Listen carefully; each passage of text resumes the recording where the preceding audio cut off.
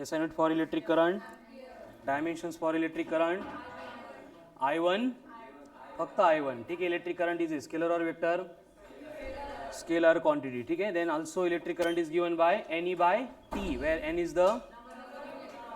तो R and N का क्या रिलेशन होगा? R मतलब रेजिस्टेंस है, स्मॉल n मतलब total number of electrons, I equals to है NE बाय T. तो what is the relation between R and N? Directly proportional. अंदाज सांगून चालतं का? घ्या पेन हातात, घ्या नोटबुक, पटपट रिलेशन प्रूव्ह करा.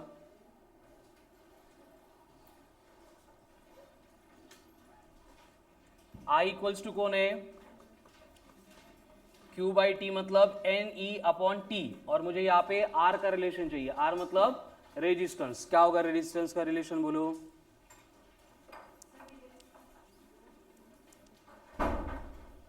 कहां से लेके आएंगे R को? रेजिस्टेंस को इंट्रोड्यूस कैसे करेंगे?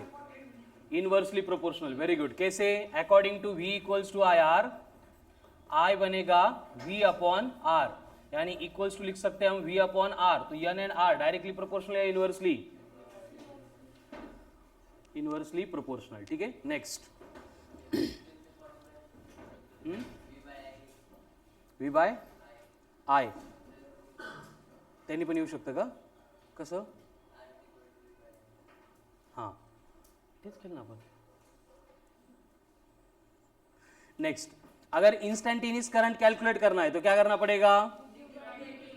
मतलब कि आपको बोला है कि charge flowing through the conductor is varying according to time given by the relation. Then find the current at third second. क्या करना होगा? पहले डिफरेंशिएट करना होगा, ठीक है. डिफरेंशिएशन कितना आएगा? 4t प्लस 4, तो 4 इंटू 3 12, 12 प्लस 4 यानी 16 एम्पियर. एंड अगर हमें यहाँ पे करंट गिवन है I equals to 12 into T, and current flowing calculate करना है फ्रॉम 0 से लेके 4 सेकंड तक, तो क्या करना पड़ेगा? करो इंटीग्रेट. फिर क्या आता है रिलेशन? काय? कूलम. 96. क्या होगा इंटीग्रेशन 12t का? 6t का स्क्वायर. t कितना है? 4, 4 स्क्वायर 60 इंटू 6 मतलब 96. क्या? कूलम. तो इस तरह से करंट के ऊपर से चार्ज, चार्ज के ऊपर से करंट कैलकुलेट करने के लिए डिफरेंशिएट एंड इंटीग्रेट करना पड़ेगा. यानी कि ग्राफिकल रिलेशन अगर देखेंगे तो I वर्सेस T ग्राफ का क्या निकालना है चार्ज के लिए? Area. And Q versus T का स्लोप. स्लोप मतलब कौन? tan थीटा, ठीक है. उसके बाद में बेसिक करंट का डिस्कशन कंप्लीट करके आगे देखा था electric current induced by revolving electron. याद है क्या होता फॉर्मूला? EV अपॉन, अगर E की जगह पे Q दिया तो QV अपॉन, अगर पीरियोडिक टाइम के फॉर्म में डेटा दिया तो सिर्फ E अपॉन T, अगर सिर्फ फ्रीक्वेंसी है तो एंड ओमेगा दी गिवन है तो Q ओमेगा अपॉन 2 पाई. चलो करो calculate. If radius of circular path is 0.5 millimeter,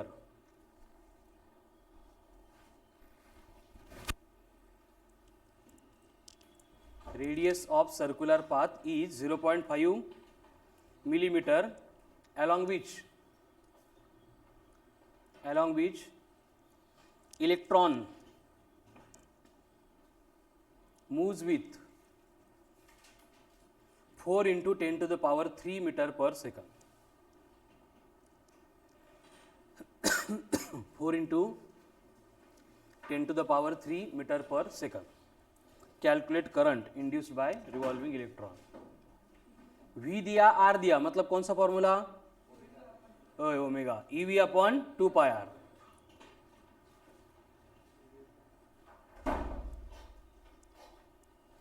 read करत करत आलात का गाडीवर?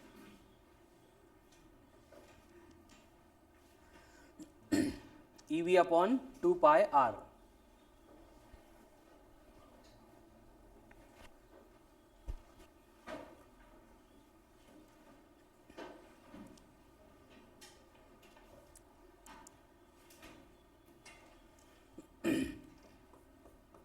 Current is given bye EV upon 2 pi R. E कितना है?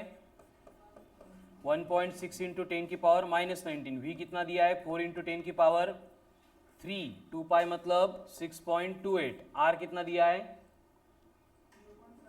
0.5 मिलीमीटर, मतलब क्या बनेगा 5 इंटू 10 की पावर अब देखो 1.6 इंटू 4 64, मतलब 6.4, ये कैंसिल होगा, 1/5 मतलब 0.2, -4 ऊपर आके +4, +4 +3 +7 -19,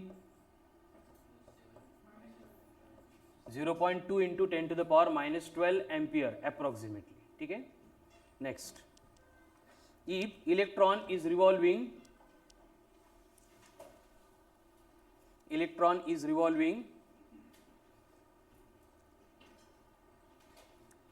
along circular path with 4 into 10 की पावर 20 CPS, CPS का मतलब साइकिल्स पर सेकंड, साइकिल्स पर सेकंड किसका यूनिट होता है ये फ्रीक्वेंसी का, वेरी गुड, ठीक है। आरपीएस, सीपीएस यानी हर्ट्स, ये तीनों भी किसकी यूनिट है फ्रीक्वेंसी की, करो कैलकुलेट।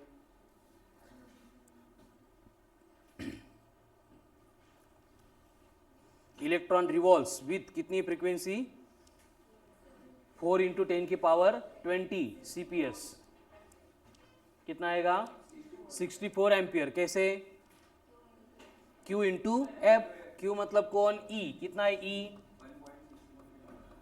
-19, फ्रीक्वेंसी कितनी है 4 इंटू 10 की पावर +20, तो +20 -19 मतलब 10, तो 1.6 इंटू 4 6.4 इंटू 10 मतलब 64 ampere. Next, if electron is revolving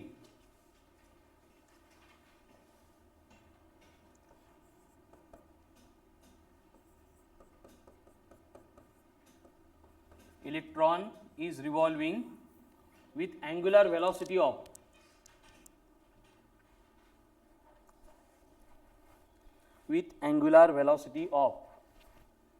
कितनी एंगुलर वेलोसिटी 8 पाई इंटू 10 की power 16,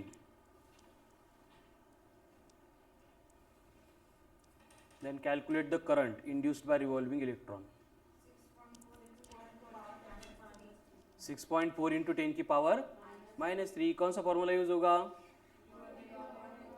Q omega upon 2 pi, I equals to बनेगा Q into omega upon 2 pi, Q मतलब कौन इलेक्ट्रॉन, तो चार्ज बनेगा 1.6 इंटू 10 की पावर -19 इंटू ओमेगा कितना है 8 पाई इंटू 10 की पावर 16 डिवाइडेड बाय 2 पाई, तो 8 पाई अपॉन 2 पाई मतलब 4, 1.6 इंटू 4 मतलब -19 प्लस 16 मतलब -3 एम्पियर, ठीक है। तो ये बेसिक डिस्कशन इलेक्ट्रिक करंट का कंप्लीट करने के बाद आगे हमने डिस्कस किया था कि there are 3 types of material, conductor based on presence of, अगर फ्री इलेक्ट्रॉन प्रेजेंट है इन अबंडेंट लार्ज नंबर तो है, नहीं तो है लेकिन कुछ काम के नहीं, मतलब मॉडरेट है तो सेमीकंडक्टर। अभी फ्री इलेक्ट्रॉन प्रेजेंट हो गए या नहीं होगे किसके ऊपर डिपेंड करता है एनर्जी गैप के ऊपर, इसलिए कंडक्टर की केस में क्या होता है valence band and conduction band overlap करते हैं या फिर उनके बिटवीन का जो गैप है सेपरेशन है एकदम नेग्लिजिबल होता है, इसलिए वैलेंस बैंड के इलेक्ट्रॉन इजीली जंप करके कहां पे आते हैं कंडक्शन बैंड में आते हैं, ठीक है। लेकिन इंसुलेटर में यही गैप इतना लार्ज होता है कोई भी इलेक्ट्रॉन कंडक्शन बैंड में एंटर नहीं करता है, ठीक है। सेमीकंडक्टर में मॉडरेट होता है, मतलब कंडक्टर से ज्यादा इंसुलेटर से कम, इसलिए जो इलेक्ट्रॉन एंटर करेंगे कंडक्शन बैंड में उनके नंबर क्या होंगे इतने कम होंगे कि प्रैक्टिकली कोई करंट सेट नहीं होगा, ठीक है। इसका मतलब क्या होता है कि कंडक्टर के सरफेस के ऊपर क्या प्रेजेंट होते हैं free electron which are responsible for the flow of electric current, लेकिन कंडक्टर के सरफेस के ऊपर से फ्री इलेक्ट्रॉन है लेकिन फिर भी करंट फ्लो होता है क्या, यस और नो। जैसे कोई भी कंडक्टर लेंगे हमारे रूम में तो उसमें से करंट फ्लो हो रहा है क्या, यस नो, हात लावून बघा, बेंच रॉड आहे त्याला, सनील कशाला हात लावतो हो रहा है क्या करंट फ्लो, लेकिन फ्री इलेक्ट्रॉन फिर भी क्या होते हैं मोशन में होते हैं। अब ये मोशन क्यों परफॉर्म करते हैं, क्योंकि कंडक्शन बैंड में आ गए मतलब उनकी एनर्जी ज्यादा नहीं हाईएस्ट थी, फिर उन्होंने क्या किया सारी एनर्जी कन्वर्ट कर ली into kinetic energy, and kinetic energy की वजह से वो ट्रैवल करेंगे. कैसे ट्रैवल करेंगे? Very good, random motion perform करेंगे. ठीक है, मतलब कोई भी इलेक्ट्रॉन किसी भी डायरेक्शन में ट्रैवल करेगा, इसलिए नेट करंट हर बार जीरो बनेगा. तो कंडक्टर में से करंट फ्लो करने के लिए कंडीशन क्या होती है? कंडक्टर में से करंट कब फ्लो होगा?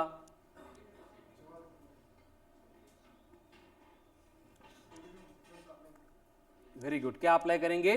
Potential difference. जब तक हम पोटेंशियल डिफरेंस अप्लाई नहीं करेंगे तब तक इलेक्ट्रिक करंट फ्लो नहीं होता है. जैसे नॉर्मली देखो, हीट का फ्लो कब ऑकर होता है? हीट कब फ्लो होती है? हीट कब फ्लो होती है? हीट फ्लो होते माहिती आहे का? हिवाळ्यामध्ये थंडी वाजते, उन्हाळ्यामध्ये गरम होतं. का होतं असं? हिवाळ्यामध्ये आपल्या बॉडीची हीट सराउंडिंग मीडियमला लॉस करतो आपण, बरोबर. समरमध्ये काय होतं? वही हीट बॉडी में एंटर करती है. ऐसा क्यों होता है? हाँ, टेम्परेचर डिफरेंस. Very good. तो हीट फ्लो होने के लिए कंडीशन क्या है? टेम्परेचर का डिफरेंस होना चाहिए. उसी सिमिलर करंट फ्लो होने के लिए क्या कंडीशन है? पोटेंशियल का डिफरेंस चाहिए. मतलब जो केस टेम्परेचर की होती है, जो काम टेम्परेचर कर रहा है वही काम यहाँ पे कौन करता है? पोटेंशियल डिफरेंस करता है. ठीक है, एक पॉइंट लिखो स्टार मार्क करके, potential difference and EMF. Potential difference and EMF. EMF मतलब electromotive force. Both are same quantities. दोनों भी सेम क्वांटिटी है. सेम है मतलब क्या होगा? उनके यूनिट भी सेम, डायमेंशन भी सेम, उनका काम भी सेम, सब कुछ सेम है. ठीक है, बट डिफरेंस क्या होता है ईएमएफ में एंड पोटेंशियल डिफरेंस में? What is the basic difference between EMF and potential difference? कितने लोगों को मालूम है? Again electrochemistry. सेल का क्या होता है? ईएमएफ होता है ना, जो प्रिंटेड होता है 1.2 वोल्ट, 1.4 वोल्ट. लेकिन जब भी हम सर्किट में ड्रॉ करते तो हम क्या बोलते हैं? क्या कनेक्ट किया? पोटेंशियल डिफरेंस अप्लाई किया. कनेक्ट तो सेल ही करते, लेकिन यहाँ पे क्या बोल रहे हैं? पोटेंशियल डिफरेंस बोल रहे हैं. ऐसे क्यों? क्या डिफरेंस है दोनों में? चार्जच्या क्वांटिटीवरून. झालं की इलेक्ट्रोकेमिस्ट्रीमध्ये केमिकल सेल वगैरे झाला असेल ना, ईएमएफ वगैरे का नाही? आज टॉपिक करतच नाही तुम्ही. बरं, झालाच नहीं. ठीक है, ईएमएफ का मतलब क्या होता है? लिखो ईएमएफ, उसका फुल फॉर्म क्या है? Electro motive force. याच्या नावात जरी फोर्स असला फिर भी ये कौन है? एनर्जी है. फिर फोर्स क्यों बोला? 18th सेंचुरी में आपल्याला एवढी काही इन्फॉर्मेशन नव्हती, त्यामुळे तेव्हा त्यांनी जे कन्वेंशन ठेवले ते आपण डायरेक्ट फॉलो करतोय. ठीक है, ईएमएफ का मतलब इलेक्ट्रोमोटिव फोर्स, लेकिन ये फोर्स नहीं है. क्या है फिर इलेक्ट्रोमोटिव फोर्स? एनर्जी. कौन सी एनर्जी है? Kinetic energy. Write down. Electromotive force is the amount of energy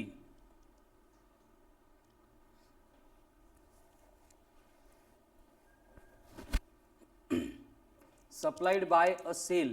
कौन सा सेल? आपल्या बॉडीतली सेल नाही, chemical cell. supplied by cell to electron so as to circulate it, so as to circulate it once round the complete circuit, so as to circulate it once round the complete circuit. Circuit में एक चक्कर complete करने के लिए जो total amount of energy required होती है कौन प्रोवाइड करता है? केमिकल सेल प्रोवाइड करता है. एंड उस एनर्जी को हम क्या बोलेंगे? ईएमएफ. एक्चुअल में क्या होता है? ये energy supplied per unit charge होता है, यानी कि work done per unit charge आ गया. और work done per unit charge को हमने क्या बोला था? पोटेंशियल बोला था. ठीक है, इसका मतलब EMF and potential both are similar quantity, but दोनों में डिफरेंस क्या होता है? देखो, ईएमएफ का मतलब जो सेल ने total amount of energy send की थी, एंड पोटेंशियल डिफरेंस का मतलब अमाउंट ऑफ एनर्जी जो हमारे लिए अवेलेबल है. ठीक है, so right down potential difference. Potential difference is the amount of energy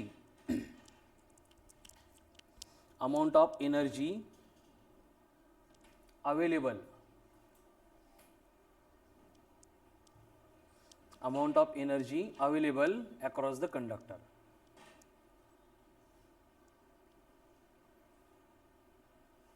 अब लिंक लग रही है दोनों में, क्या डिफरेंस है? ईएमएफ का मतलब टोटल एनर्जी जो सेल सेंड करेगा, किसको? इलेक्ट्रॉन को। एंड पोटेंशियल डिफरेंस मतलब उस टोटल एनर्जी में से उतनी अमाउंट ऑफ एनर्जी जो कंडक्टर के टर्मिनल के अक्रॉस अप्लाई करने के लिए अवेलेबल है। तो दोनों एनर्जी सेम होती है, डिफरेंट होती है? डिफरेंट होती है, इसलिए हमने नोमेनक्लेचर डिफरेंट बनाया। सेम होती तो सब तरफ हम ईएमएफ ही बोलते। तो डिफरेंस क्या होता है? क्या होता है डिफरेंस? जैसे इलेक्ट्रोलिटिक सोल्यूशन होता है, इलेक्ट्रोलिटिक सेल होता है, उस सेल को हमने देखा था कि वहां पे क्या है? इलेक्ट्रोलिटिक सॉल्यूशन होता है। जैसे कि HCl है, H2SO4 है, वहां पे क्या होता है? चार्ज कैरियर्स कौन है? फ्री आयन से। फिर उसमें दो इलेक्ट्रोड्स आते हैं, एक एनोड, दूसरा कैथोड। एनोड के ऊपर क्या हो रहा है? ऑक्सीडेशन हो रहा है, और ऑक्सीडेशन होने के बाद जो इलेक्ट्रॉन एनोड से फ्री होंगे उनको कहां पे जाना है? कैथोड के ऊपर जाना है। लेकिन कैथोड के ऊपर कहां से जाएंगे? इलेक्ट्रोलिटिक सॉल्यूशन में से जाएंगे। समझ में आ रहा है? लेकिन इलेक्ट्रोलिटिक सॉल्यूशन में पहले से चार्ज है आयन से, इसलिए ये फ्री आयंस क्या करते हैं? उस इलेक्ट्रॉन की मोशन को अपोज करते हैं। तो इलेक्ट्रॉन को क्या करना पड़ता है कि जो total amount of energy cell ने प्रोवाइड की थी उसमें से कुछ अमाउंट ऑफ एनर्जी इस अपोज को, कौन सा अपोज? जो इलेक्ट्रोलिटिक सॉल्यूशन प्रोवाइड कर रहा है, उस अपोज को ओवरकम करने के लिए यूटिलाइज करनी पड़ती है। एंड उसी को हम बोलते हैं internal resistance of a cell. क्या बोलते हैं? Internal resistance of a cell. मतलब रिलेशन ऐसे होता है V equals to E minus IR। मतलब E मतलब टोटल अमाउंट ऑफ एनर्जी जो सेल के पास थी, उसमें से क्या हुआ? स्मॉल r मतलब इंटरनल रेजिस्टेंस है, I मतलब सर्किट का करंट है, I इंटू R मतलब अगेन पोटेंशियल ही होता है। तो पोटेंशियल जो यहाँ पे इंट्रोड्यूस हुआ था, मतलब ये यूटिलाइज हुआ था टू ओवरकम इंटरनल रेजिस्टेंस, इनकी सब्ट्रैक्शन मतलब कौन बनता है? Potential difference. बस इतना ही डिफरेंस है। समझ में आ गया? मतलब यूनिट डायमेंशंस सब कुछ सेम। अगर पोटेंशियल स्केलर है तो ईएमएफ भी स्केलर है। नाहीतर काय होतं? इलेक्ट्रोमोटिव्ह फोर्स वाचला की आपल्याला वाटतं फोर्स है, फिर वहां पे स्केलर या वेक्टर है? वेक्टर लगता है, लेकिन क्या होता है? स्केलर होता है। ठीक है, चलो एवढं लक्षात ठेवा। ईएमएफ ऑफ ए सेल पढ़ेंगे तब इसको डिटेल में पढ़ेंगे। आगे हमने देखा था कि ये मेटल के कंडक्टर के सरफेस के ऊपर जो फ्री इलेक्ट्रॉन्स होते हैं they are performing random motion. मतलब all electrons will travel in all possible direction with very high velocities. कितनी है? In the range of 10 to the power 3 metre per second. लेकिन सब इलेक्ट्रॉन की मोशन रैंडम होने की वजह से क्या होता है? जितने इलेक्ट्रॉन एक डायरेक्शन में ट्रैवल कर रहे हैं उतनी इलेक्ट्रॉन अपोजिट डायरेक्शन में ट्रैवल करते हैं। इसका मतलब कंडक्टर के सरफेस के ऊपर का नेट करंट जो है वो जीरो बनता है। इसलिए प्रैक्टिकली हम किसी भी कंडक्टर को टच करेंगे तो वहां पे इलेक्ट्रॉन की मोशन होती है, फिर भी हमें कुछ भी एक्सपीरियंस नहीं होता है, क्योंकि वहां पे नेट करंट क्या बन रहा है? जीरो बन रहा है। लेकिन जैसे हम कंडक्टर के टर्मिनल के अक्रॉस पोटेंशियल डिफरेंस कनेक्ट करते हैं, क्या होता है? इलेक्ट्रिक फील्ड सेट होती है, और वो इलेक्ट्रिक फील्ड क्या करती है? इलेक्ट्रॉन के ऊपर फोर्स अप्लाई करती है। अब इलेक्ट्रिक फील्ड इलेक्ट्रॉन के ऊपर फोर्स अप्लाई करती है, इसकी वजह से इलेक्ट्रॉन क्या करते हैं? ट्रैवल करते हैं, मूव करते हैं। कहां पे? इन द डायरेक्शन या अपोजिट डायरेक्शन? परत एकदा, इन द डायरेक्शन या अपोजिट डायरेक्शन? असं काही पण उत्तर देऊ नका, थोडं विचार करून डोक्यातून येऊ द्या। इन द डायरेक्शन, इलेक्ट्रॉन कहां पे ट्रैवल करते हैं? इलेक्ट्रिक फील्ड के डायरेक्शन में, अपोजिट डायरेक्शन में? देखो इलेक्ट्रिक फील्ड के कहां से कहां तक ट्रैवल करती है? पॉजिटिव टू, अगर यहाँ पे इलेक्ट्रॉन रहेगा तो वो पॉजिटिव टू निगेटिव जाएगा या निगेटिव टू पॉजिटिव जाएगा? मतलब इलेक्ट्रॉन ट्रैवल करता है in the opposite direction to the applied electric field. फिर ये इलेक्ट्रिक फील्ड जो फोर्स अप्लाई करेगी कितना बनेगा? F equals to Q into E, मतलब E इंटू कैपिटल E। फिर जनरल फॉर्मूला फॉर फोर्स होता है ma, यानी कि एक्सेलरेशन बनेगा small e into capital E upon m। ये होता है एक्सेलरेशन ऑफ द इलेक्ट्रॉन। कितना acceleration? Small e capital E upon m। Small e का मतलब charge on electron, capital E electric field जो अप्लाई की थी, ठीक है। m का मतलब mass of electron. So right down if an electric field of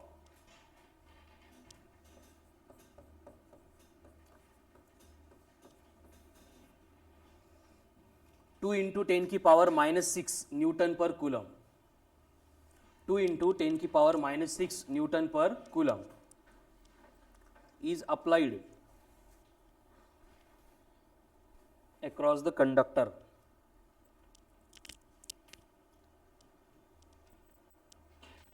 Then calculate acceleration of the electron.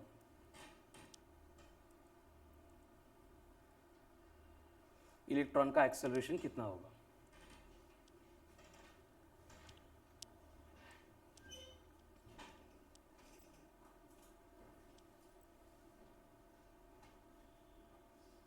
देखो फॉर्मूला बोर्ड पे वैल्यूज आपको मालूम है, सिंपल मल्टीप्लिकेशन डिवीजन करना है. ई कितना है? 1.6 इंटू 10 की पावर -19. ई कितना है? 2 इंटू 10 की पावर -6. एंड यम कितना है? 9 इंटू 10 की पावर -31. कशाला आलं बेटा 10-15 मिनिटासाठी? हो नाही लवकर आल्यावर मी असं म्हटलं असतो तुला. बस कितना आएगा? 1.6 इंटू 2 मतलब 3.2 अपॉन 9 मतलब कितना आता है? 0.33. -31 ऊपर आके +31. -19 -6 -25 +31 +6. क्या ये? मीटर पर सेकंड का square, acceleration of the electron. अब एक बार एक्सेलरेशन कैलकुलेट किया, उसके बाद में हमने क्या किया था? काइनेमेटिकल इक्वेशन अप्लाई करके ड्रिफ्ट वेलोसिटी कैलकुलेट की थी. उससे पहले ड्रिफ्ट वेलोसिटी का मतलब क्या होता है? देखो नॉर्मली क्या है, गाड़ी रोडवर ट्रॅव्हल करते, ठीक आहे, तेव्हा काय होतं? चाका फिरतात है ना, रोटेट होते, तो वो हो गई फ्री मोशन. उसके बाद में सडनली कोई घाट सेक्शन है या फिर कोई ऑब्स्टेकल आ गया और ब्रेक्स अप्लाई किए, तो क्या होता है? ब्रेक्स अप्लाई करने के बाद भी कुछ डिस्टेंस के लिए व्हीकल ट्रैवल करती है, लेकिन वहां पे व्हील्स रोटेट नहीं होते. क्या करते हैं? घसरते. घसरने को क्या बोलते हैं? ड्रिफ्ट बोलते हैं. समझ में आ रहा है ना? तो इलेक्ट्रॉन की भी केस सिमिलर होती है. जब तक पोटेंशियल डिफरेंस अप्लाई नहीं करेंगे तब तक वो क्या करते हैं? 10⁻³ मीटर पर सेकंड से भी ज्यादा स्पीड से ट्रैवल करते हैं. लेकिन जैसे हमने पोटेंशियल डिफरेंस अप्लाई किया वो रुक जाते हैं. और पोटेंशियल डिफरेंस उनको क्या करता है? जैसे पॉझिटिव्ह टर्मिनल आगे से खींचता है, निगेटिव्ह टर्मिनल पीछे से पुश करता है, म्हणजे त्यांना घसरत घसरत एका टर्मिनल पासून दुसऱ्या टर्मिनल पर्यंत आपण ओढत घेऊन जातो. दैट मीन्स क्या कर रहे हैं? वो ड्रिफ्ट परफॉर्म कर रहे हैं. ठीक है, तो उस मोशन में जो वेलोसिटी होती है वो बनेगी ड्रिफ्ट वेलोसिटी. और वो ड्रिफ्ट वेलोसिटी कितनी होती है? In the range of 0.1 millimetre पर सेकंड. मतलब इलेक्ट्रॉन एकदम स्टॉप हो जाते हैं, उनको हम ऐसे धक्का मारते मारते आगे लेके जा रहे हैं, ऐसी कंडीशन क्रिएट होती है. लेकिन फिर भी इलेक्ट्रिक करंट की स्पीड कितनी होती है? In the range of speed of light, मतलब 3 × 10⁸ मीटर पर सेकंड, इसके आसपास. ऐसे क्यों? क्योंकि फ्री इलेक्ट्रॉन के नंबर इतने ज्यादा होते हैं, इतने लार्ज होते हैं की जसं मी कंडक्टरचं स्ट्रक्चर काढलं होतं की सपोज ये कंडक्टर है और यहाँ पे इतने सारे फ्री इलेक्ट्रॉन है कि यहाँ पे जो इलेक्ट्रॉन थे इनको जब ये पुश एक्सपीरियंस होगा इंस्टेंटली यहाँ के इलेक्ट्रॉन भी आगे चले जाएंगे. ठीक है, विदाउट एनी टाइम लैग. क्योंकि इलेक्ट्रॉन के नंबर कितने होते हैं? अराउंड 10⁻23 पर मीटर पर मिलीमीटर क्यूब पर सेंटीमीटर क्यूब. समझ में आ रहा है ना? वही मीटर क्यूब में करना है तो और ज्यादा बढ़ेंगे. 10⁻28 मीटर क्यूब से भी ज्यादा इलेक्ट्रॉन्स कंडक्टर के सरफेस के ऊपर एग्जिस्ट करते हैं. ठीक है, तो इलेक्ट्रिक करंट जब फ्लो होता है तो उसकी स्पीड कितनी होती है? In the range of speed of light, that is 3 × 10⁸ metre per second. फिर हमने ड्रिफ्ट वेलोसिटी के लिए एक्सप्रेशन डिराइव किया था. क्या था? ड्रिफ्ट वेलोसिटी होती है acceleration into time, v = u + at के अकॉर्डिंग. तो a की वैल्यू अगर पुट करेंगे तो ये बनेगा small e capital E upon m into T, where t को मतलब रिलैक्सेशन टाइम. t का मतलब क्या होता है? Relaxation time. क्या है फिर drift velocity? Small e capital E upon m into T. e का मतलब चार्ज ऑन इलेक्ट्रॉन कितना है? हे बघा, ये युनिव्हर्सल कॉन्स्टंट जो है वो एग्जाम में दिए नहीं जाते. पहिल्याच्या काळामध्ये बोर्ड की एग्जाम में प्रिंट करके देते थे. ठीक है ना? पहिल्याच्या काळामध्ये बिफोर 2010 बोर्ड के जो पेपर होते थे, आता दिद्दा का नहीं मला माहित नहीं. ठीक है, बोर्ड के जो पेपर होते थे स्टेट बोर्ड के, उसके फ्रंट पेज पे क्वेश्चन पेपर के ये सारे यूनिवर्सल कांस्टेंट की वैल्यू प्रिंट करके प्रोवाइड करते थे.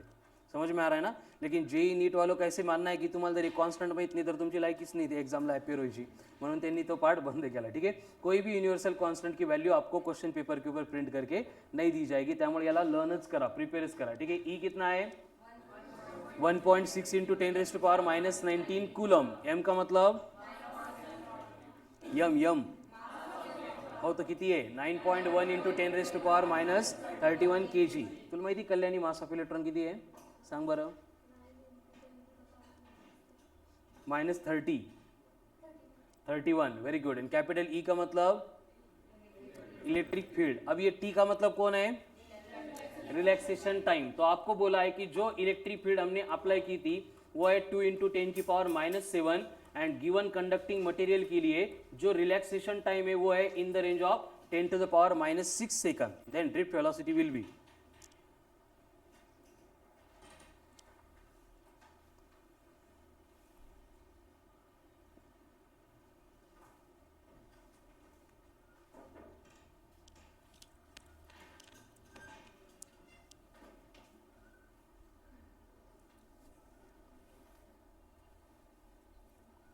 कृष्णा काय करतो मोबाईलचं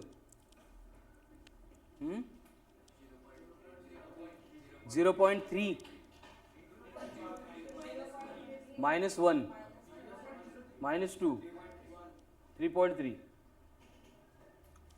देखो E by M into E T है तो माइनस पहले किती होतो +6 था +6 -6 कैंसल -1 मतलब कितना होगा अराउंड 0.03 का है मीटर पर सेकंड. ये बनेगी ड्रिफ्ट वेलोसिटी. कड़ा लगा. चलो नेक्स्ट.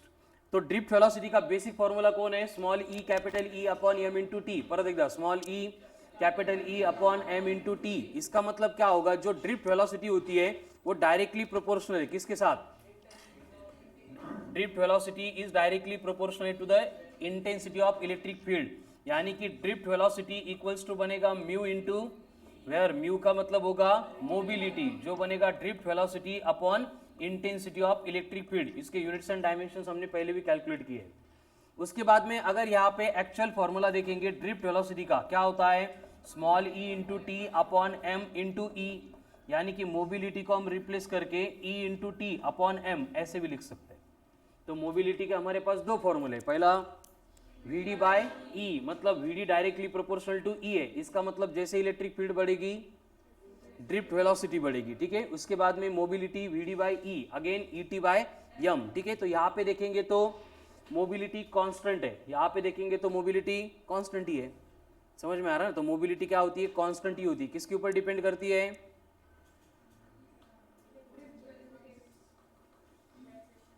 रिलैक्सेशन टाइम के ऊपर. अभी रिलैक्सेशन टाइम जो है वो इंट्रिंसिक प्रॉपर्टी है गिवन कंडक्टिंग मटेरियल की. वो सिर्फ टेम्परेचर के ऊपर डिपेंड करेगा. टेम्परेचर बढ़ेगा तो रिलैक्सेशन टाइम बढ़ेगा नहीं कम होगा. कैसे कम होगा देखो रिलॅक्सेशन टाइम मतलब काय असतो 2 टक्करच्या मधला टाइम मतलब time interval between 2 successive collision. अब टेम्परेचर बढ़ेगा मतलब फ्री इलेक्ट्रॉन की स्पीड बढ़ेगी. स्पीड बढ़ेगी मतलब वो क्या करेगा 2 टक्कर के बिटवीन का जो फ्री पाथ था वो जल्दी कवर करेगा. जल्दी कवर करेगा मतलब क्या होगा टक्कर जल्दी होगी मतलब रिलॅक्सेशन टाइम क्या होगा डिक्रीज होगा विथ इंक्रीज इन टेम्परेचर. हे छोटे छोटे पॉइंट व्यवस्थित विचार करायचे याच्यावर. एक्झाम मध्ये तुमचं नेमकं हेच चुकतं ह्याच मिस्टेक होतात. कळालं ना. सुरुवातीला विचारलं आर एंड एन का रिलेशन इक्वेशन लिहायचा पत्ता नाही काहीच नाही डायरेक्टली प्रोपोर्शनल असे हवेत आन्सर नाही. ठीक है ना. पेन हातात घ्या सगळे इक्वेशन लिहा त्यावरून कंक्लूड करायचं. ठीक है. तो टेम्परेचर बढ़ेगा तो रिलैक्सेशन टाइम कम होगा मतलब मोबिलिटी कम होगी मतलब क्या होगा मोबिलिटी कळतं का word to word meaning. Very good correct. तो यहाँ पे ड्रिफ्ट वेलोसिटी हो गई. क्या होता है ड्रिफ्ट वेलोसिटी मतलब small E capital E upon M into T. उसके बाद में मोबिलिटी क्या है मोबिलिटी Vd बाई ई या फिर Et बाय एम. उसके बाद में हमने क्या किया था एक कोई भी कंडक्टिंग मटेरियल लिया था और एज्यूम किया था कि ये कंडक्टर जो है इसमें से करंट फ्लो हो रहा है. इसकी लेंथ है suppose L. A is the area of cross section. तो यहाँ पे स्मॉल n को हमने एज्यूम किया था. स्मॉल n का मतलब क्या था नंबर ऑफ इलेक्ट्रॉन्स पर यूनिट वॉल्यूम. उसके ऊपर से हमने total number of electrons calculate किए थे. कैसे टोटल नंबर ऑफ इलेक्ट्रॉन्स बनेंगे स्मॉल n इंटू वी. फिर यहाँ पे v को रिप्लेस करके हमने a इंटू एल लिखा था. लेकिन एक्सप्रेशन में हमें इंट्रोड्यूस करना था ड्रिफ्ट वेलोसिटी को. इसलिए हमने क्या किया speed equal to distance upon time distance equal to speed into उसके according total number of electron आ गए NaVd इंटू टी. ये हो गए टोटल नंबर ऑफ इलेक्ट्रॉन जो किसी भी क्रॉस सेक्शन में से फ्लो होंगे जब करंट फ्लो हो रहा है। फिर इसके ऊपर से हमने पहले कैलकुलेट किया चार्ज को, Q क्या होता है, Q इक्वल्स टू NE, मतलब कि चार्ज का एक्सप्रेशन हो गया NA VD into E into T, ये हो गया Q। Q के ऊपर से हमने कैलकुलेट किया इलेक्ट्रिक करंट को, क्या था electric current, Q by T, मतलब यहाँ पे टी कट होगा, क्या बचेगा NA VD इंटू E। फिर यहाँ पे हमने VD को सिंप्लीफाई करके ऐसे लिखा था I upon N into A into E, हे लिहिलं होतं काल, नाही झोपेत असता सगळे। ड्रिफ्ट वेलोसिटी के सब फॉर्मूले इन terms of charge, in terms of current, in terms of current density, आणि डॉक्टर होणार, काल काय लिहिलं ते आठवत नाही। चलो तो यहां से VD क्या है, वेरी गुड, ड्रिफ्ट वेलोसिटी बरोबर सांगितलं तू। VD क्या है, डायरेक्टली प्रोपोर्शनल टू I, यानी करंट बढ़ेगा तो ड्रिफ्ट वेलोसिटी बढ़ेगी, करंट डबल होगा तो ड्रिफ्ट वेलोसिटी, करंट 3 टाइम्स हो गया ड्रिफ्ट वेलोसिटी। उसके बाद में VD जो है प्रोपोर्शनल है किसके साथ, बाकी N एंड E तो कांस्टेंट है, किसके साथ, A के साथ, यानी कि एरिया बढ़ेगा तो ड्रिफ्ट वेलोसिटी, एरिया कम होगा तो ड्रिफ्ट वेलोसिटी। अगर करंट डबल हो गया एरिया भी डबल हो गया। चलो सॉल्व करो पटपट, अंदाजे सांगू नका। करंट डबल हो गया एरिया डबल हो गया तो ड्रिफ्ट वेलोसिटी कितनी होगी, पेन हातात घ्या आणि सोडवा, एवढं सोपं नसतं ते।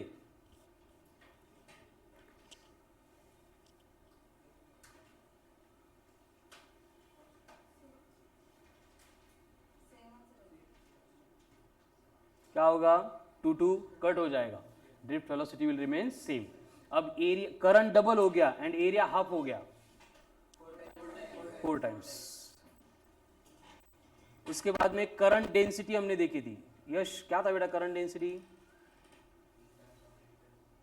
इन टर्म्स ऑफ जनरल फॉर्मूला सांग पहिला, current per unit I by A, current per unit area J equals to I by A, vector form I equals to J vector dot A vector, यानी कि I equals to J A, यानी कि J equals to I upon A cos of theta, sit down. And in terms of drift velocity चाहिए तो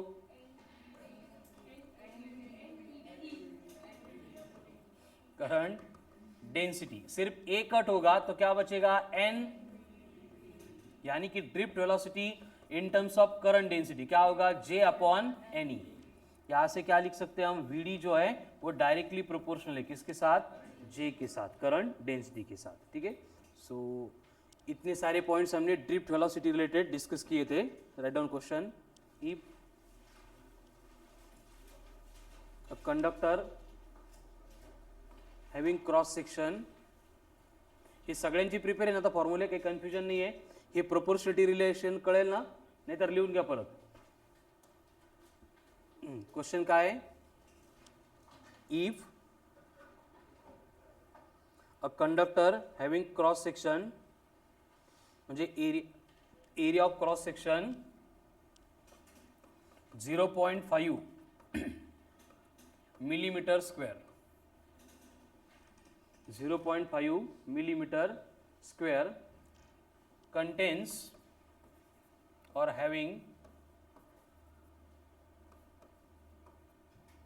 8 into 10 की power 28, 8 into 10 की power 28 number of free electrons, 8 into 10 की power 28 number of free electrons on its surface. Then calculate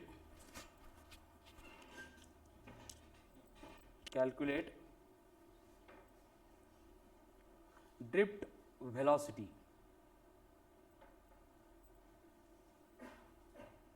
Calculate drift velocity if a current of 0.05 ampere is flowing through it. if a current of 0.05 ampere is flowing through it. विचार करायचा drift velocity and current म्हटलं काय formula I equals to N A V D into E मतलब V D calculate करना है we D क्या बनेगा I upon हे इथं होतं बघा I equals to N A V D into E तो वी डी क्या बनेगा I अपॉन एन ई करो वैल्यू पुट एंड सॉल्व करो चलो पटपट मल्टीप्लीकेशन डिवीजन है एडिशन सब्ट्रैक्शन है ही नहीं यहाँ पे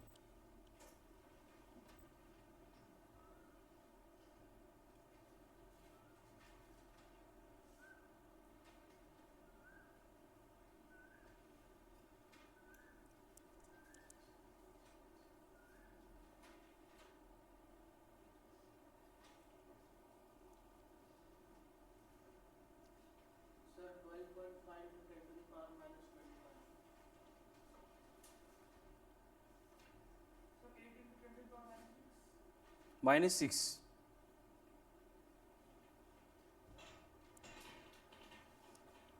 देखो फॉर्मूला क्या है ड्रिफ्ट वेलोसिटी का I upon N into A into E I कितना है 5 इंटू 10 की पावर -2 एन कितना है 8 ए कितना है 5 ई कितना है 1.6 अब देखो एन में पावर 28 ए की कितनी है पावर 7 प्लस 28 माइनस 7 प्लस 21 यानी ई जी -19 +2 तो ये बनेगा 10 की पावर +2 यहाँ पे कट नहीं करना है ठीक है 5 कट अब ये -2 +2 पर आके क्या बनेंगे -2 तो 1.6 इंटू 8 128 नहीं 12.8 तो 1/12.8 है मतलब 0.08 इंटू 10 की पावर -4 मीटर पर सेकंड यानी कि हम इसको क्या लिख सकते हैं 0.008 मिलीमीटर पर सेकंड ये हो गए ड्रिफ्ट वेलोसिटी किती लोकांचे सेम आहेत आन्सर्स मल्टिप्लिकेशन डिव्हिजन मध्ये काय चुकते पॉवर वेगळी येते का किती येते आता हे -6 आहे ना मिलीमीटरचे -3 डेसिमल तिकडे गेला की -3 -6 आहे तुमचं असं आलंय का 8 इंटू 10 की पावर -6 मग एवढी मेहनत करून आपल्याला ऑप्शन मध्ये जर हे दिलं असेल तर हे कन्वर्ट करता आलं पाहिजे चलो सेम था आंसर वेरी गुड तो इस तरह से ये ड्रिफ्ट वेलोसिटी हो गई in terms of current density ठीक है चला पटपट Vishal stand up drift velocity in terms of current density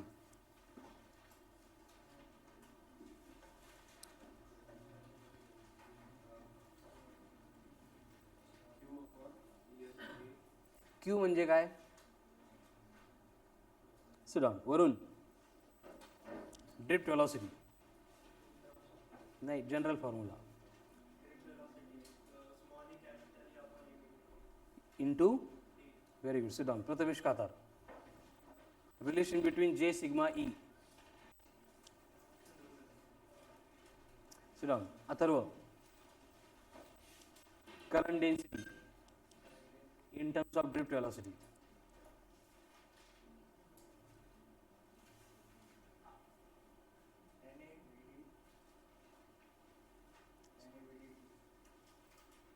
sit down तुमच्या नेमकं काय डोक्यात एक कशा मला आता प्रश्न पडायला लागला आहे जे आणि नीट तुम्हाला काय खाऊ वाटतो खेळ वाटतो बेसिक शिकवलेले फॉर्म्युले तुम्हाला जर प्रिपेअर नसतील तर कोणत्या अँगलने तुम्ही प्रिपरेशन स्टार्ट केलं होतं एक्झामचं काही कळत नाही मला का फक्त सगळी चालली होती म्हणून आलो आपण अशी कंडिशन आहे हो प्रथमेश गावाकडे राहून काय करतात चला काल शिकवलं काल 4 वेळा तेच इथं रिवाईज करून घेतले इंडिव्हिज्युअली क्वेश्चन विचारले तरी पण जर आज तुमचे प्रिपेअर नाही आहे म्हणजे आता काय बोलायला शब्दच नाहीत तुम्हाला Shirude current density in terms of drift velocity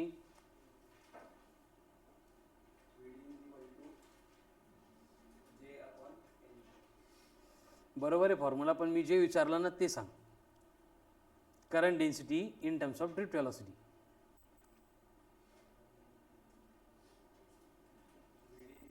Very good. बस कर. इसके बाद में हमने नेक्स्ट पॉइंट इंट्रोड्यूस किया था, दैट इज ओम्स लॉ. क्या था Ohm's law? If physical state of the conductor remains same, then current to the conductor is directly proportional to the potential difference applied across the conductor. यानी V proportional to I, तो ये बनेगा V equals to I into where R का मतलब कौन? Resistance denoted bye R, given by R equals to V by I. और ये resistance का यूनिट क्या होता है? ओहम. 1 ओहम इक्विवेलेंट होगा to the volt upon ampere. फिर रेजिस्टेंस से रिलेटेड हमने देखा था कि एक टेंडेंसी है to oppose flow of electric current, and actual में कौन प्रोव्हाइड करता आहे?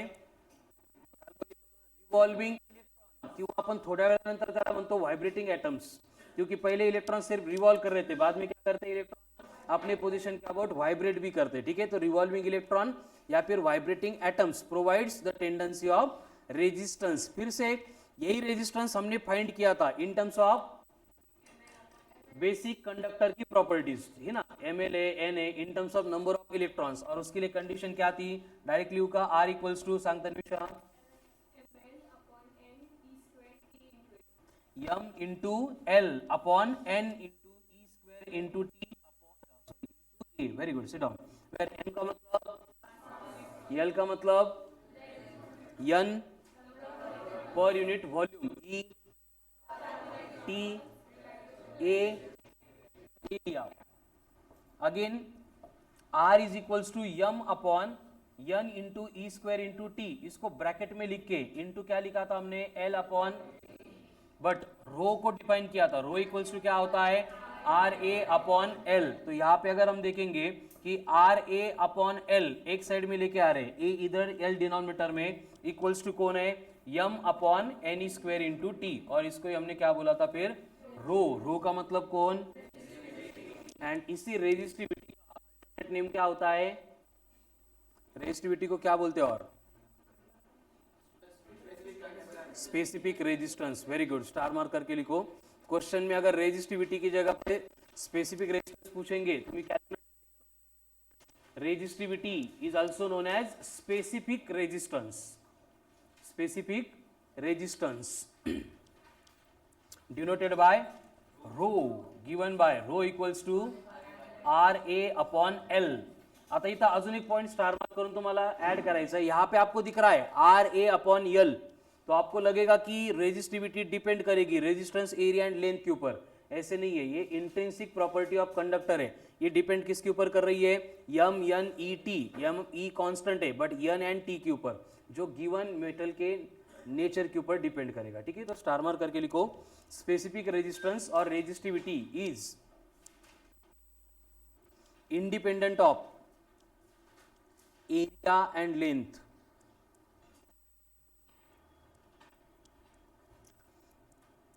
मतलब रेजिस्टेंस डिपेंड करता है, लेकिन रेजिस्टिविटी जो है मटेरियल की खुद की प्रॉपर्टी है. And it only depends upon nature of material.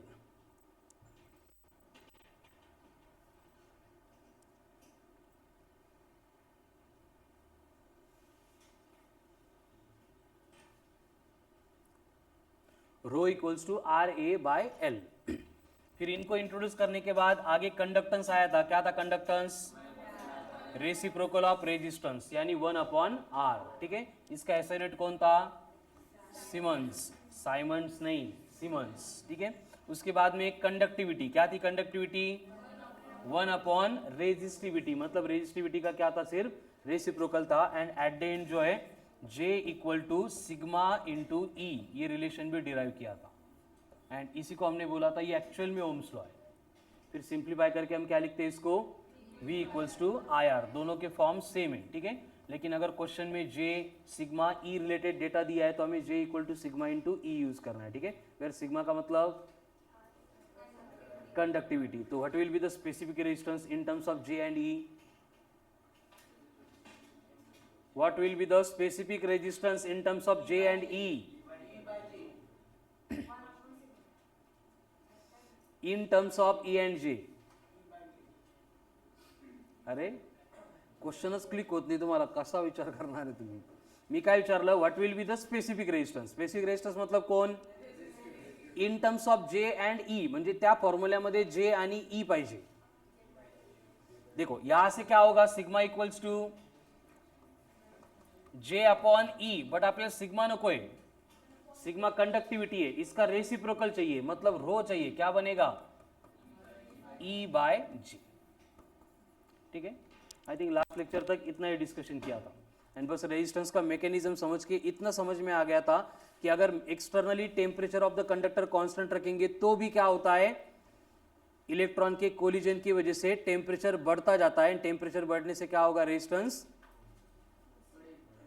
बढ़ेगा, मतलब करंट क्या होगा, कम होगा, डिक्रीज होगा. ठीक है, चलो write down next question. If a conducting material having resistance 0.04 ohm, कितना resistance 0.04, area of cross section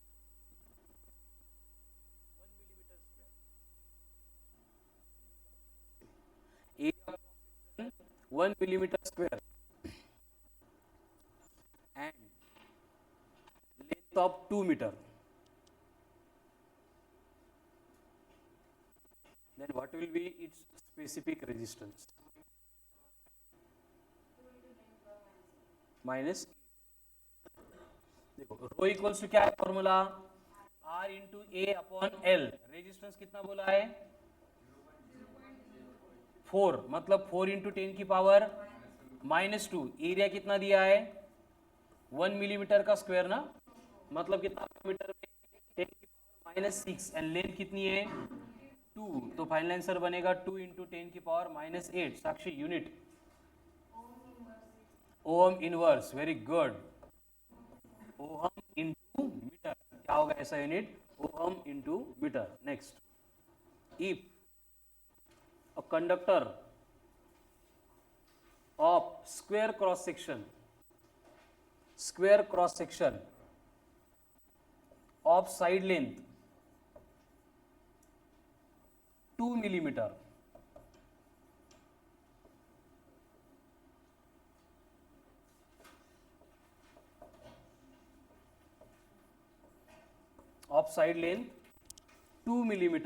resistance 0.1 ohm and length of the conductor 4 meter. Length of the conductor 4 meter. Then what will be the specific resistance? फक्त 10 to the power -7.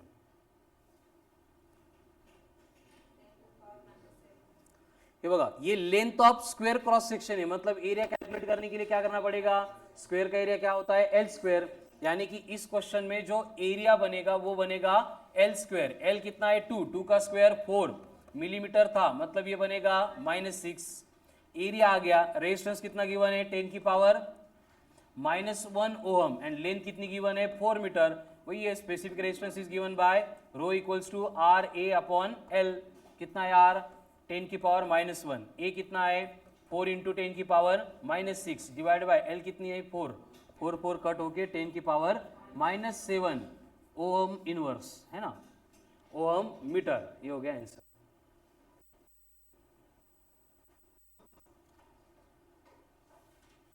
Next,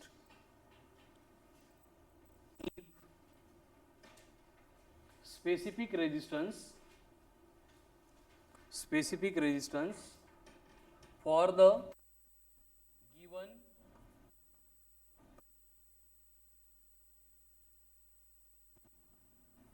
metal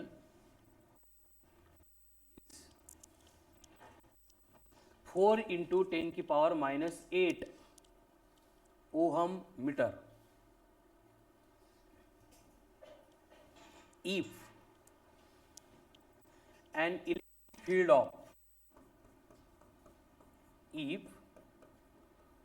electric field of 2 into 10 की power -4 electric field of 2 into 10 की power -4 Newton per coulomb is applied across it, then calculate current density. +3. Calculate current density.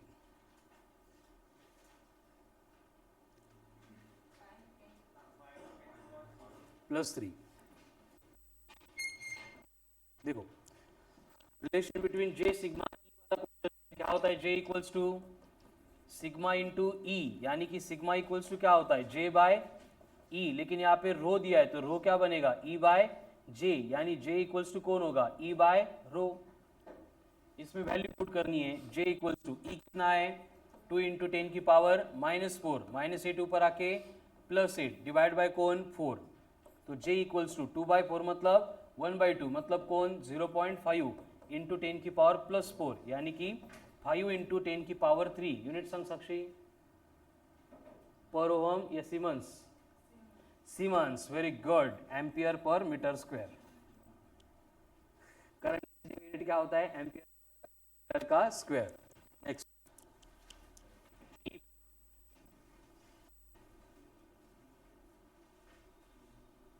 drift velocity of electrons is 0.05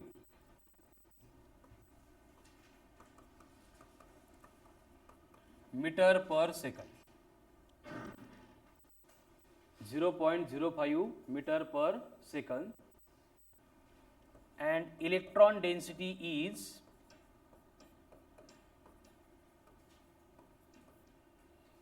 8.4 into 10 की power 28 पर metre cube. 8.4 into 10 की power 28 per meter cube. If an electric current of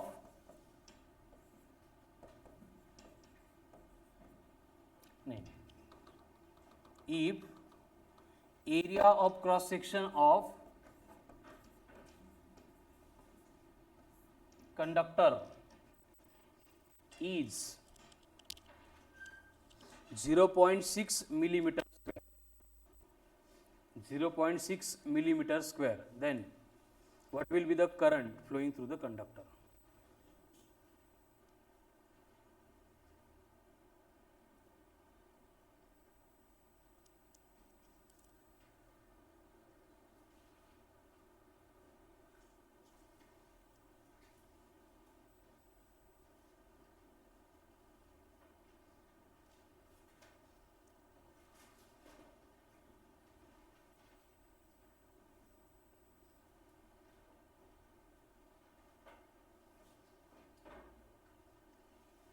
What will be the current flowing through the conductor?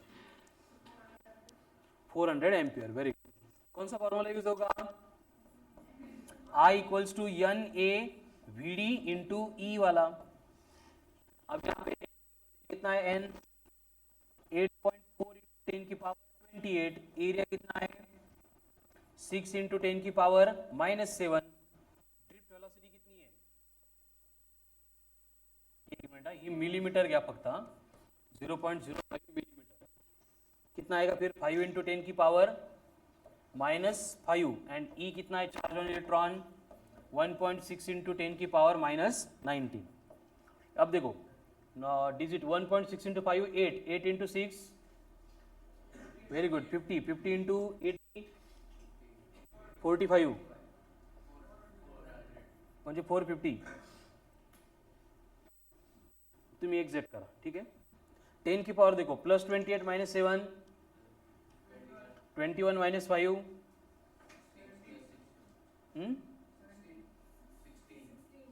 16 -19 -3 ampere, यानी कि 0.45 ampere. This will be the current flowing through the conductor.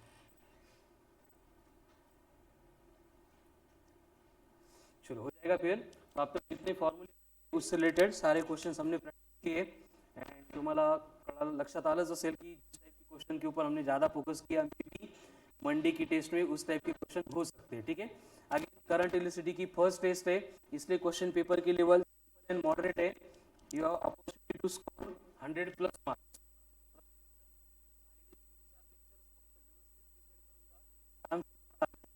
पडतील असा paper ना करून पण ज्यांचं 78 68 cross होत त्यांचं अवघड आहे। चलो नेक्स्ट पॉइंट लिखो।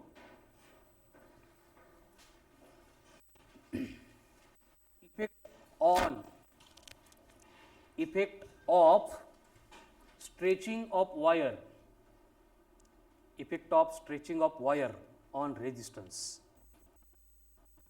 वायर को स्ट्रेच करेंगे तो उससे रेजिस्टेंस इफेक्ट होता है, ये हमें देखना है।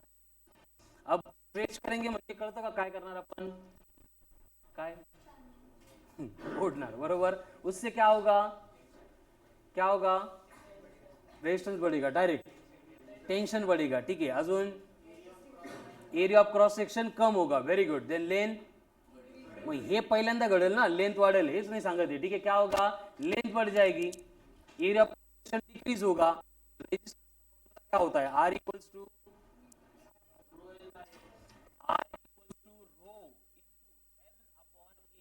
आधी तो v चा संबंध नाही ना, आपण लेंथ आणि एरिया बद्दल बोलतोय, म्हणजे R equals to rho into L upon A. तो इस इक्वेशन से अगर हम किसी कंडक्टिंग वायर को स्ट्रेच कर रहे हैं तो लेंथ बढ़ रही है, एरिया कम हो रहा है, मतलब रेजिस्टेंस क्या होगा, अरे रेजिस्टेंस क्या होगा, इंक्रीज होगा या डिक्रीज होगा, बढ़ेगा, म्हणजे इंक्रीज होगा, ठीक है। So right down, when a conductor और conducting wire is stretched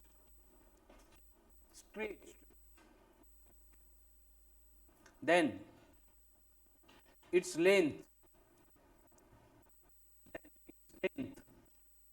increases,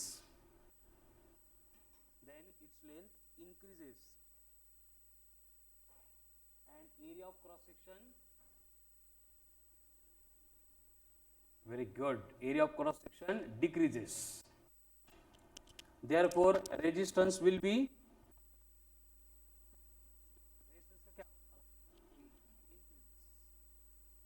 length बढ़ेगी, एरिया कम होगा, यानी रेजिस्टेंस भी क्या होगा। Before stretching the wire resistance is, कितना है रेजिस्टेंस,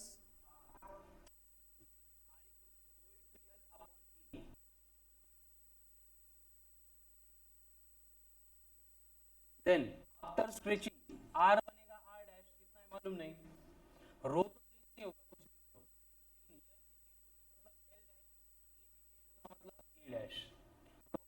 स्ट्रेचिंग आर डैश बनेगा रो इंटू एल डैश अपॉन ए डैश, क्या लगा, ये डैश डैश मतलब स्ट्रेच केल्यानंतरचे, ठीक है। अब हम क्या करेंगे, इन दोनों को डिवाइड करेंगे, तो R dash upon R equals to क्या होगा, पहले लेंथ डायरेक्टली प्रोपोर्शनल थी, इसलिए L dash upon L, area inversely proportional है, इसलिए क्या रहेगा, ए अपॉन ए डैश। तो इस तरह से हम न्यू रेजिस्टेंस कैलकुलेट करते हैं। This equation r dash upon r will be equals to l dash by l into a upon a dash।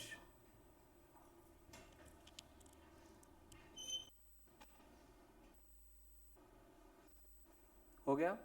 आगे ऑन स्ट्रेचिंग, स्ट्रेचिंग के बाद वॉल्यूम ऑफ कंडक्टर, वॉल्यूम के साथ क्या होगा, इंक्रीज होगी या डिक्रीज होगी, इंक्रीज होगी, volume of wire remains, volume क्या होगी, सेम रहेगी।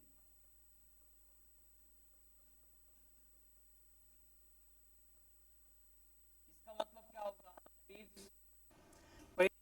ए इंटू एल इक्वल टू बाद में की वॉल्यूम ए डॅश, म्हणजे आता बघा लेंथ डबल केली, एरिया हाफ झाला, तो 2 इंटू 1/2 कैंसिल होके फिर से क्या बचेगा, ए इंटू एल, मतलब वॉल्यूम क्या है, कांस्टेंट है, तो A into L equals to ए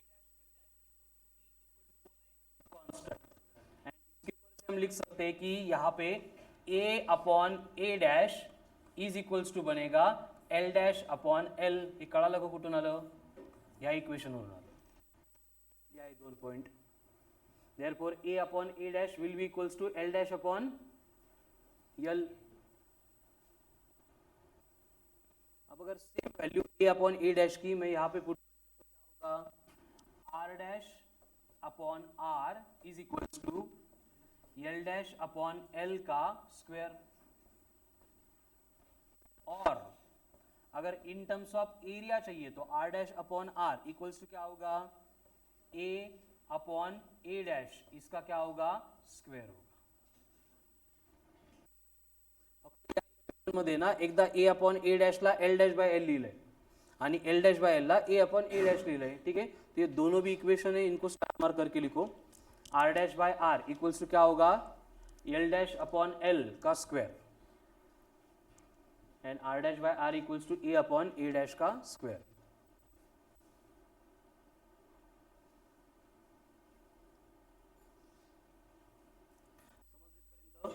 अब आगे लिखो again with star mark. If after stretching length of wire becomes n times of initial length. n time म्हणजे डबल हो सकती है, ट्रिपल हो सकती है, 10 टाइम हो सकती है, कोई भी होगा नंबर. दैट इज, इसका मतलब क्या होगा l dash equals to n into l, and ये वैल्यू अगर पहले इक्वेशन में पुट करेंगे तो r डैश इक्वल्स टू क्या मिलेगा n square times of r. ये एक रिलेशन मुझे एक्सप्लेन करना था. कसं आलं कळतं का बघा. r डॅश इक्वल्स टू क्या होता है n square into r. l dash upon l का स्क्वायर है. l डैश मतलब कौन है n इंटू l, तो ये क्या होगा n into l upon l, l cancel, तो n का क्या होगा स्क्वायर होगा. डिनोमिनेटर का r इधर आके मल्टीप्लाई होगा, यानी r डैश बनेगा n square into r. r dash का मतलब न्यू रेजिस्टेंस, r का मतलब ओरिजिनल रेजिस्टेंस, n का मतलब कितने टाइम्स हम लेंथ को बढ़ा रहे हैं. अगर बोला जाता है कि लेंथ को डबल किया रेजिस्टेंस विल बिकम 4 टाइम्स, अगर लेंथ को 9 टाइम्स किया है रेजिस्टेंस विल बिकम्स, कळालं ना. इस तरह से ये लेंथ से रिलेटेड हो गया. अभी सेम डेटा हमें एरिया से related, suppose circular cross section है और बोला जाता है कि r dash equals to n times of r हो रहा है. r डैश क्या हो रहा है n टाइम्स ऑफ r हो रहा है. अब n टाइम्स ऑफ r या फिर r बाय n लिखते हैं. कम होगी ना रेडियस, एरिया कम होगा मतलब रेडियस कम होगी, तो r dash will become r by n. तो again r dash equals to, यहां पे देखो a का मतलब कौन पाई r का स्क्वायर, e डैश का मतलब कौन पाई r डैश का स्क्वायर, पाई पाई कट, तो r डैश का मतलब कौन r बाय n, यानी r अपॉन n. क्या होगा आर आर कट होके 1 अपॉन n ऊपर जाएगा, मतलब again you will get same relation r dash equals to n square into r. मतलब डेटा लेंथ के फॉर्म दे रहे या फिर रेडियस के फॉर्म में दे रहे, दोनों भी केस में सेम रिलेशन एप्लीकेबल रहेगा. ठीक है, r dash equals to n square times of r. ठीक है, तो 3-4 लेक्चर का सिंपल कंटेंट है, मैक्सिमम थ्योरी फॉर्मूले है, अच्छे से प्रिपेयर कर